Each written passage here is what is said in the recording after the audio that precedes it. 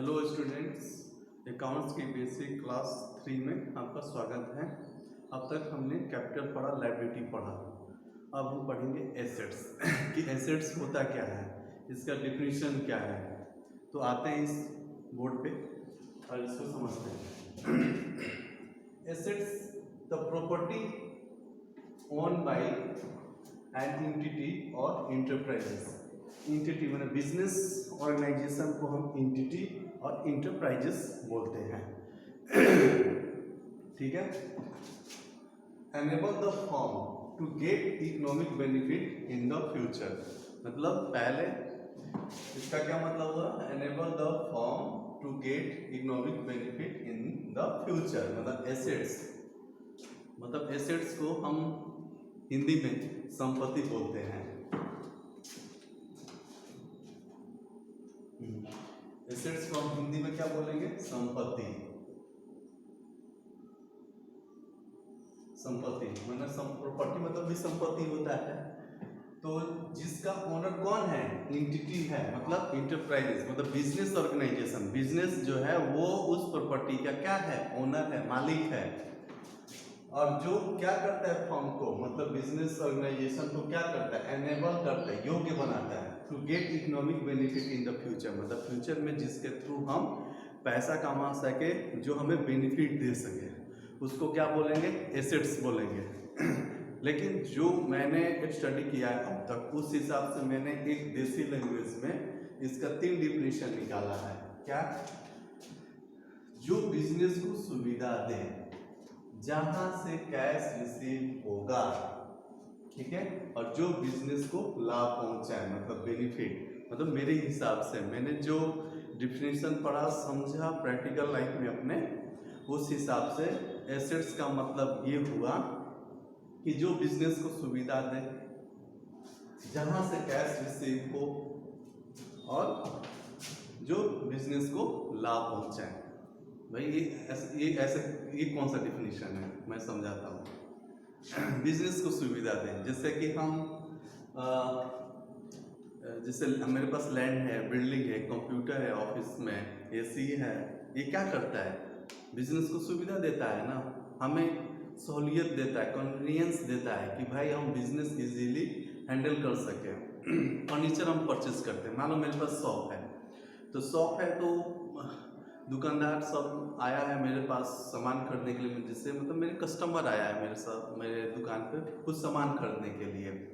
तो मैं उनके बैठने के लिए यदि चेयर ना रखूँ और उनको 1 घंटा 2 घंटा खड़ा रहना पड़े, तो क्या वो नेक्स्ट टाइम आएंगे?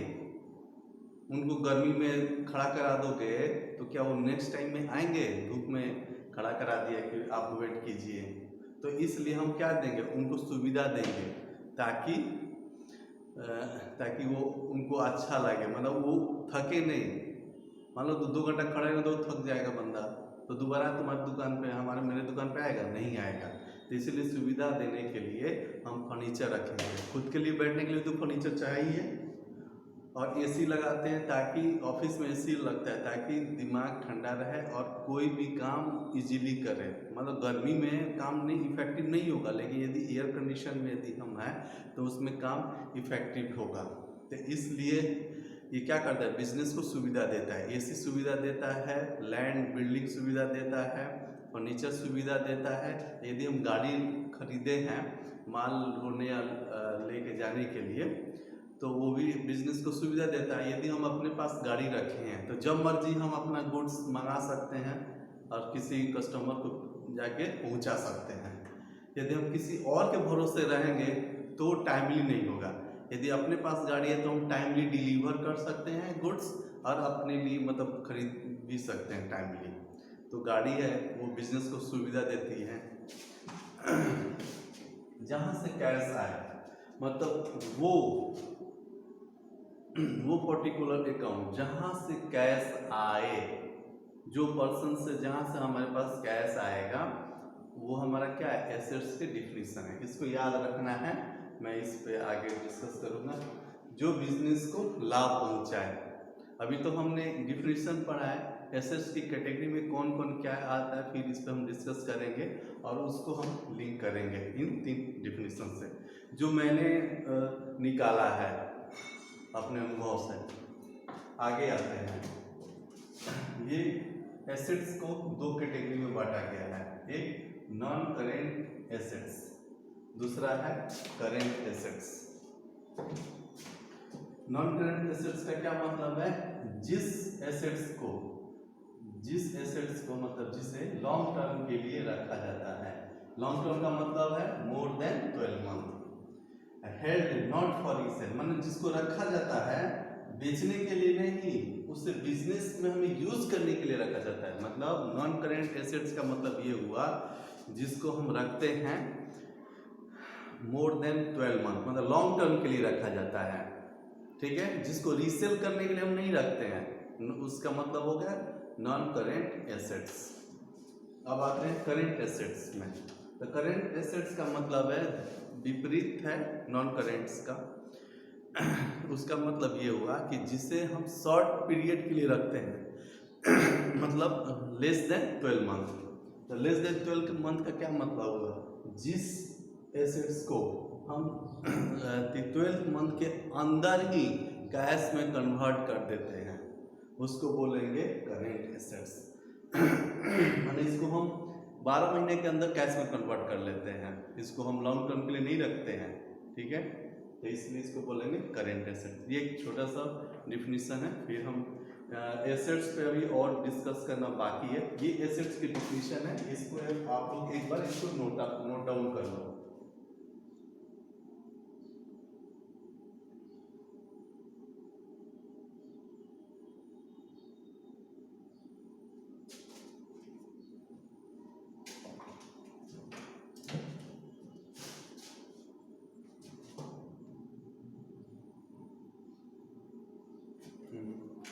नोट हो गया। चलिए फिर हम इस पे आगे टॉपिक पे आते हैं। आते हैं एसेट्स की और कैटेगरी के ऊपर।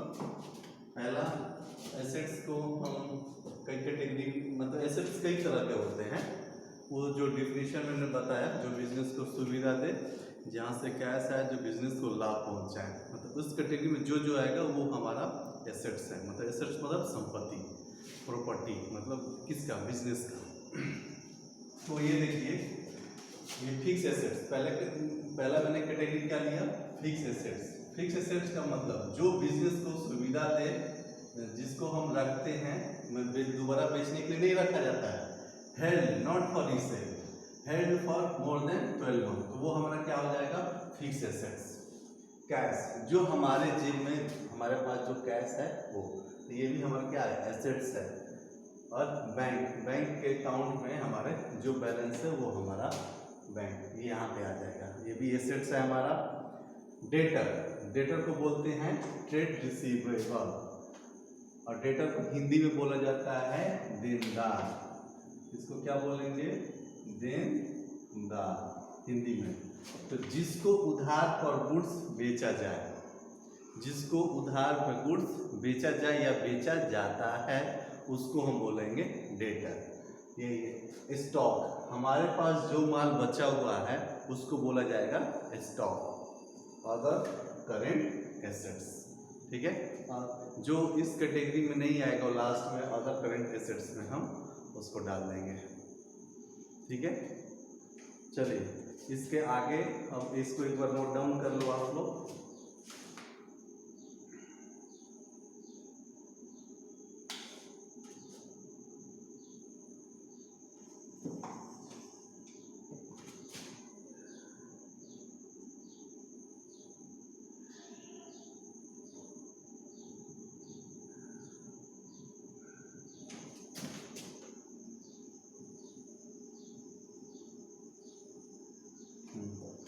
फिक्स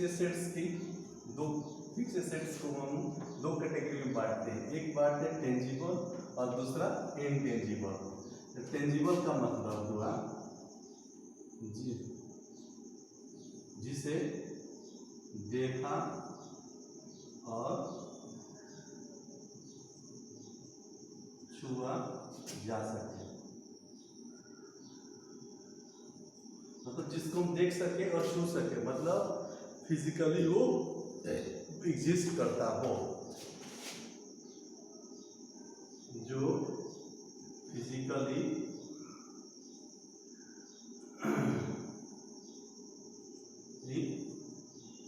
एग्जिस्ट करता हो, जो फिजिकली दिखता है हमें, हमारे पास है, जिसको देख सकते हैं और छू सकते हैं। एग्जाम्पल के तौर पे हमारे पास लैंड हो गया, बिल्डिंग हो गया, उसके बाद से फर्नीचर हो गया, कंप्यूटर हो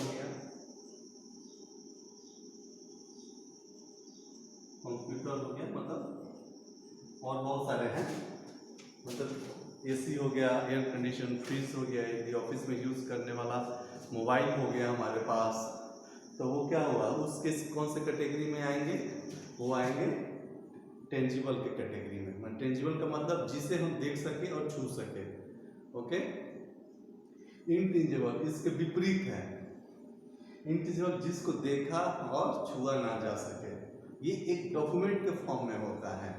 जैसे महाराजगंज में जैसे मेरे भाई हैं, उनके पास बचपन प्ले स्कूल चलाते हैं, ठीक है, महाराजगंज में। तो बचपन प्ले स्कूल क्या है, वो एक फ्रेंचाइजी परचेज किया है।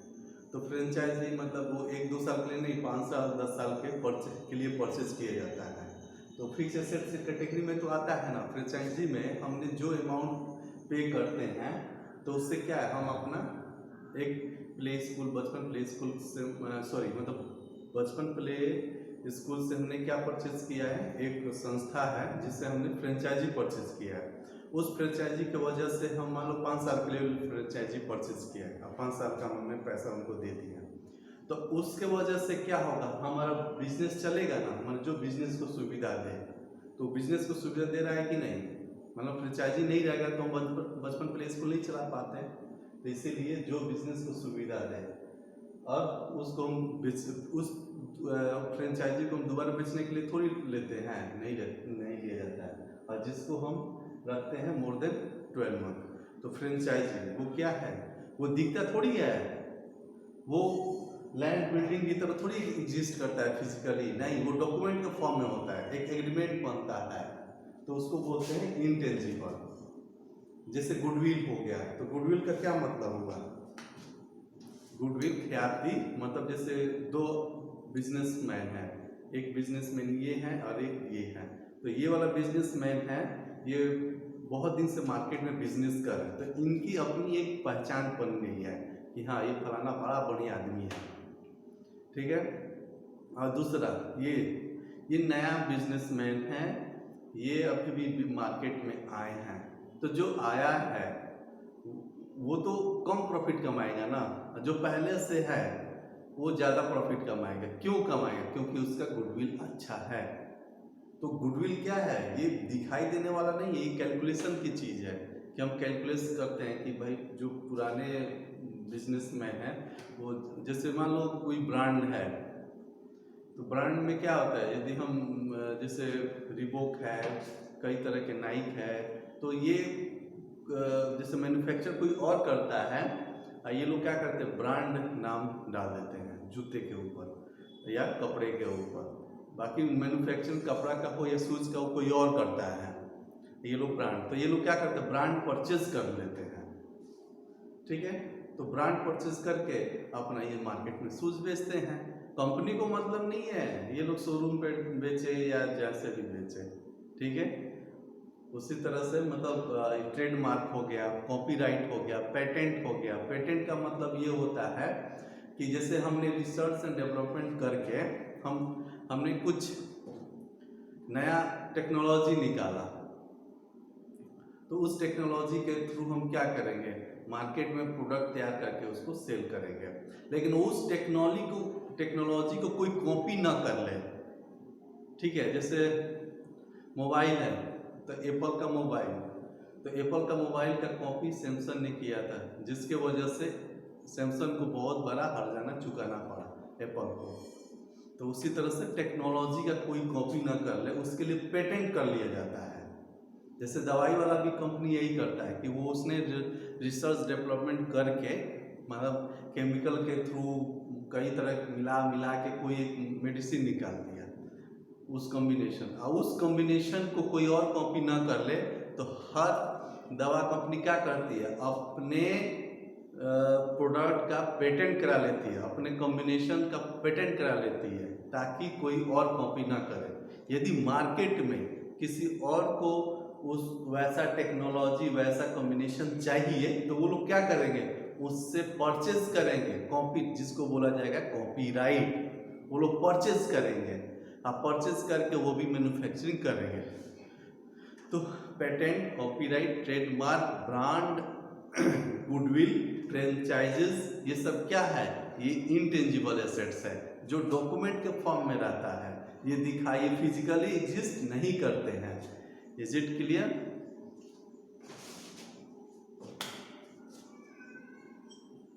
जो फिजिकली एग्जिस्ट, जो फिजिकली एग्जिस्ट नहीं करता है, ठीक है, और जिससे देखा और छुआ नहीं जा सकता है, ठीक है। तो ये है हमारा इंटेंजिबल, ये डॉक्यूमेंट के फॉर्म में रहता है। तो फिर हम आगे बढ़ते हैं इसके डिफिनीशन पे। एक बार इसे आप लोग नोट कर ले जिनका ये अधूरा रह गया है।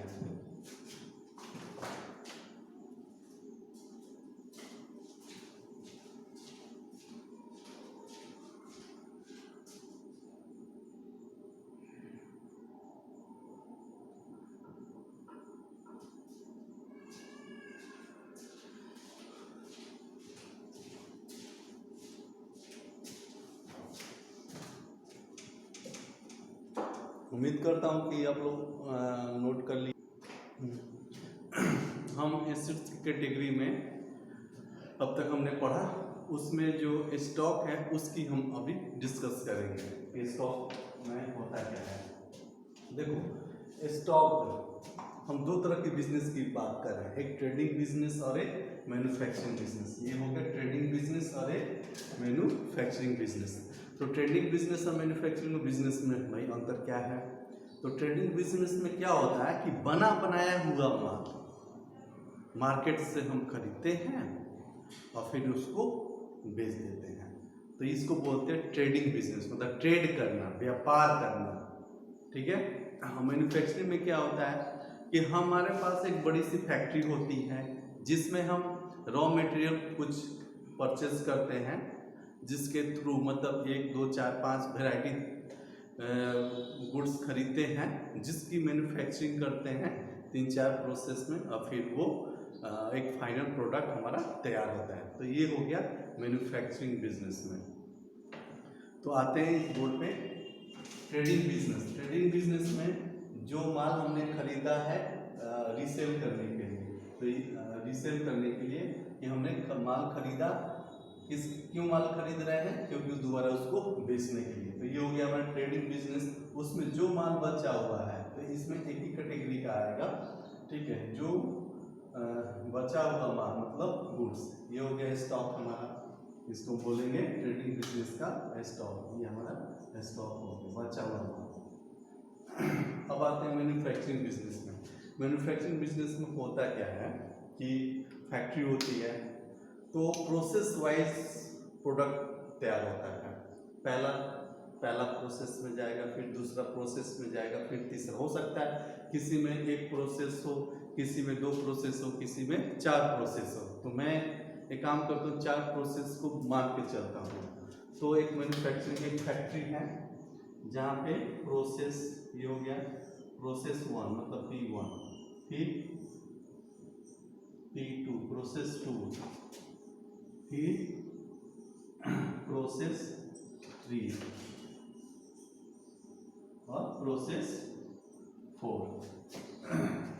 ये फैक्ट्री में 4 प्रोसेस है, 4 प्रोसेस में हमारा गुड्स तैयार होता है, ठीक है। तो यहाँ हम जो प्रोसेस 1 है, यहाँ पे हम क्या करेंगे, रॉ मटेरियल जो हमने परचेज किया है, कई तरह के हो सकते हैं, 2-3 तरह के रॉ मटेरियल को हमने क्या किया, यहाँ पे इनपुट किया, मतलब इसमें डाला प्रोसेस 1 में।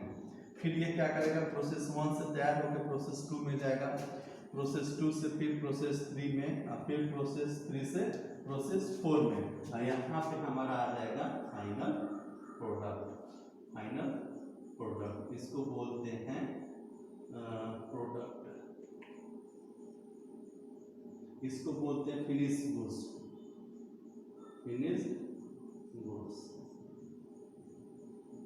ठीक है। अब ये देखते हैं रॉ मटेरियल के बारे में, समझते हैं कि रॉ मटेरियल वो स्टॉक है जिसको मैन्युफैक्चरिंग में यूज किया जाता है, किस लिए, फाइनल प्रोडक्ट तैयार करने के लिए। और दूसरा कैटेगरी हो गया वर्क इन प्रोग्रेस, ये पहला, ये दूसरा और ये तीसरा। वर्क इन प्रोग्रेस जो अधूरा है, जिस पे भी पूरा प्रोसेस नहीं कंप्लीट हुआ है, उसको बोले वर्क इन प्रोग्रेस। जैसे हमारा जो फाइनेंशियल ईयर है 1 अप्रैल से लेके 31 मार्च तक है, तो मेरा मैन्युफैक्चरिंग बिजनेस है, तो जब 31 मार्च कंप्लीट होगा तो वहाँ पे हम देखेंगे ना कि हमारा कितना स्टॉक है हमारे पास, तभी ना बैलेंस शीट बनेगा। तो बैलेंस शीट बनाने से पहले हमें हमारे पास कितना एसेट्स है, कितनी लायबिलिटी है, कितना हमने प्रॉफिट कमाया है, कितना खर्च किया, कितना गंवाया, ये सब की कैलकुलेशन होती है। तो कब होती है, तो 31 मार्च बीतने के बाद शुरू हो जाता है। तो 31 मार्च को बैलेंस शीट में क्या क्या आइटम है, तो उसके लिए हमें स्टॉक के बारे में जानना पड़ेगा। तो स्टॉक के बारे में कितने कैटेगरी के मैन्युफैक्चरिंग बिजनेस में 3 कैटेगरी का स्टॉक हो गए, raw material, work in progress और फिनिश गुड्स। तो रॉ मटेरियल जो अभी यूज में नहीं है, ठीक है, जिसको अभी यूज नहीं किया गया। वर्क इन प्रोग्रेस जो प्रोसेस में है, जिसको रॉ मटेरियल को यूज करने के बाद जो प्रोसेस में आ गया, जो अधूरा है, जो कंप्लीट प्रोडक्ट नहीं तैयार हुआ है, उसको बोलेंगे वर्क इन प्रोग्रेस। और फिनिश गुड्स जो बिल्कुल तैयार हो गया, मतलब रीसेल करने के लिए, ये बेचने के लिए एकदम बिल्कुल तैयार है फिनिश गुड्स को। तो यहाँ पर देखते हैं, यहाँ से हमने रॉ मटेरियल को लेके गया प्रोसेस 1, प्रोसेस 2, प्रोसेस 3 और प्रोसेस 4। और प्रोसेस 4 के बाद फाइनल प्रोडक्ट मतलब फिनिश गुड्स हमारा तैयार हो जाएगा। तो यहाँ से मतलब यहाँ से लेके यहाँ के बीच में इसको हम क्या बोलेंगे, work in progress. Work in progress यहाँ से लेके यहाँ के बीच में जो प्रोसेस के बीच में है, जो कंप्लीट नहीं हुआ है, उसको बोलेंगे वर्क इन प्रोग्रेस। तो ये रॉ मटेरियल, तो ये हमारा स्टॉक है। इसमें किसी को डाउट तो कमेंट करेंगे, फिर हम उसको नेक्स्ट क्लास में एक बार रिवीजन करा देंगे। ठीक है, एक बार इसको देख लीजिए, इसको नोट किया जाए।